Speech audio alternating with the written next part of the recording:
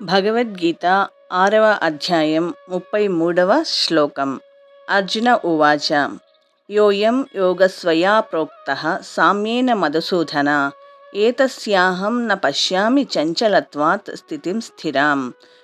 అర్జునుడు పలికెను, ఓ మధుసూదన, మనస్సు చంచలము అస్థిరము కనుక నీవు సంగ్రహంగా చెప్పిన యోగ పద్ధతి నాకు అసాధ్యమైనదిగా, సహింపరానదిగా కనిపిస్తున్నది.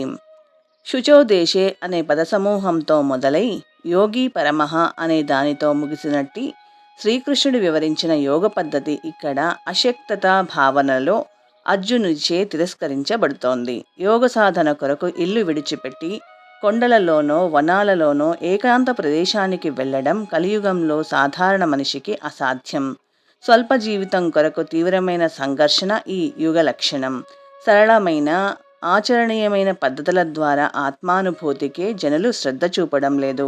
ఇక జీవన విధానాన్ని, ఆసన పద్ధతిని, స్థానం ఎంచుకోవడాన్ని, భౌతిక కార్యాల నుండి మనస్సు అనాసక్తము కావడాన్ని క్రమపరిచే ఈ కఠినమైన యోగ పద్ధతి గురించి వేరే చెప్పవలసింది ఏమున్నది? అనేక రకాలుగా అనుకూలత కలిగిన వాడే అయిన అర్జునుడు అనుభవజ్ఞుడైన వ్యక్తిగా ఈ యోగ విధానాన్ని అనుసరించడం అసాధ్యమని తలచాడు. 5000 సంవత్సరాల క్రిందటే ఇది ఇలా ఉంటే నేటి పరిస్థితి ఏమిటి? కనుక ఇది పూర్తిగా అసాధ్యమైన పద్ధతి అని అర్జునుడు భావించాడు. జై శ్రీకృష్ణ.